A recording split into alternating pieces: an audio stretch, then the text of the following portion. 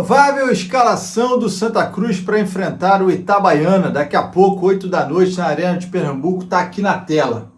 Esse é o time que muito provavelmente Claudinei Oliveira mandará a campo para começar jogando nesse desafio de Série C, com o goleiro Gabriel Souza, Israel na direita, a dupla de zaga Eurico e William Alves, na lateral esquerda Zé Mário, recém-chegado, dupla de volantes Pedro Favela e Balotelli, com Regis no meio de campo e um trio ofensivo formado por Ronald de um lado, Renato do outro e Quirino na frente. Essa é a provável escalação do Santa Cruz, que logo mais vai enfrentar o Itabaiana. E o debate começa agora. Você, torcedor coral, gostou dessa escalação? Eu já vou falando o que eu penso desse time.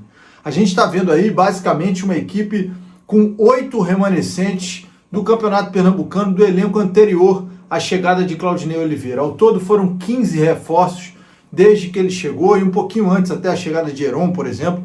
Heron que está fora, nem está relacionado da partida. Agora, é importante a gente destacar que talvez essa atitude de Claudinei Oliveira tenha um porquê.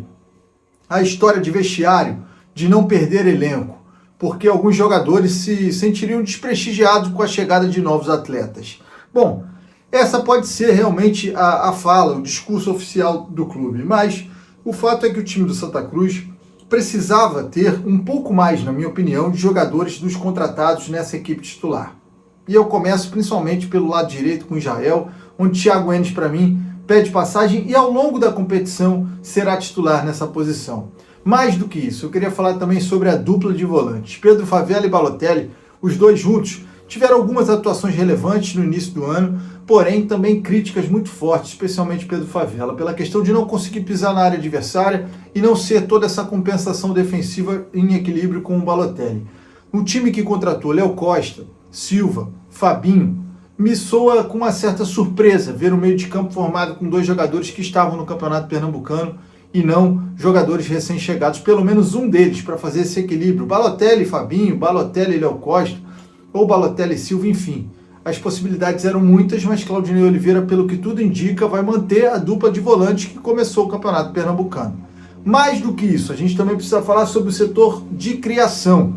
Além de Regis, existe uma possibilidade de Vitinho ser aproveitado por ali, coisa que não gosto, porque aí se configuraria basicamente a formação que atuou no jogo treino contra o 13, onde tinha uma espécie de 4-2-4, um espelhamento de seleção brasileira, 2 jogadores só na volância e 4 jogadores ofensivos lá na frente. Se Vitinho jogar, provavelmente a formação do Santa será essa. Se Regis jogar, passará a ter um jogador mais central, pensativo, um cara que cria muito mais, o que me agrada muito. Acho que Regis tem que começar jogando.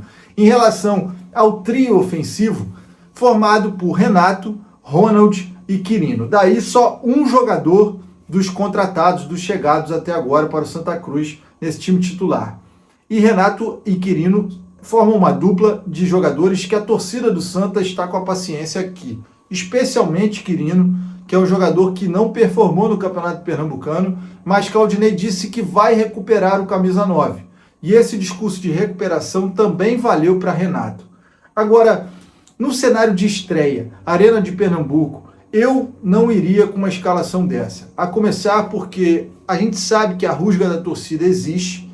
Além disso, é importante destacar que Renato não é um jogador de tanta mobilidade e velocidade pelo extremo, o que me causa uma estranheza muito grande de Claudinei querer apostar nele por ali e não por dentro, porque Renato já tem uma certa idade. Ele tem a opção dentro do elenco de jogadores muito mais móveis, por exemplo, o Marquinhos, o próprio Vitinho, enfim, com o Ronald invertido, mas ele optou por um jogador que é da confiança dele, jogador que já fez gol de título para o Claudinei quando jogava no Avaí, mas que no Santa Cruz há algum tempo não performa.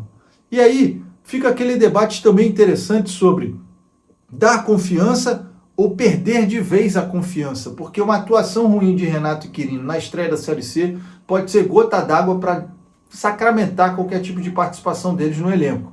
E lá na frente, Thiago Marques, o camisa 9, para mim deveria ser ele. O próprio jogo treino contra o 13 mostrou isso.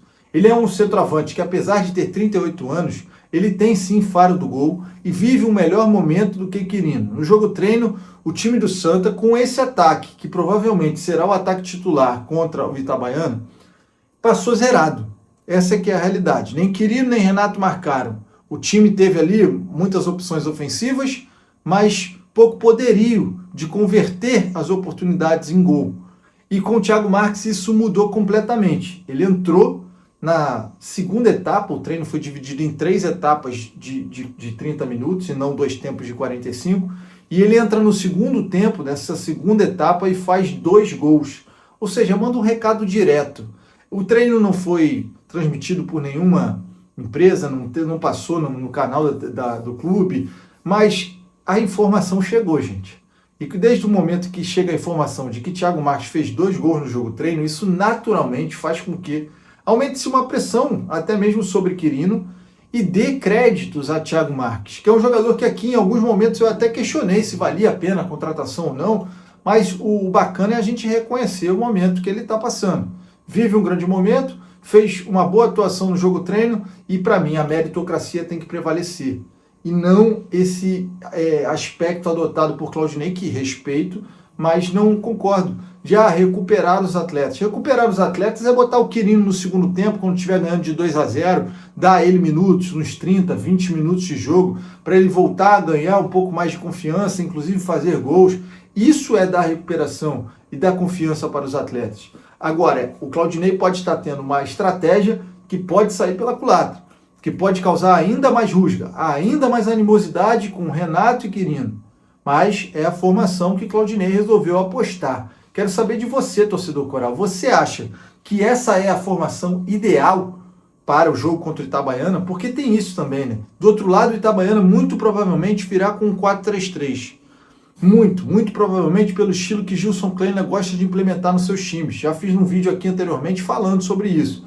E provavelmente ele vai jogar com Canela centralizado, Elimar de um lado, e provavelmente deve ser Marcelo pelo lado esquerdo, ou seja, jogando com 3 atacantes. Renato não é esse jogador de velocidade para jogar pelo lado. Se ele optar por Vitinho, aí sim, aí fica as coisas mais perigosas, porque a gente pode perder no meio de campo. Porque eles no 4-3-3, a gente no 4-2-4, meio de campo se ganha jogo.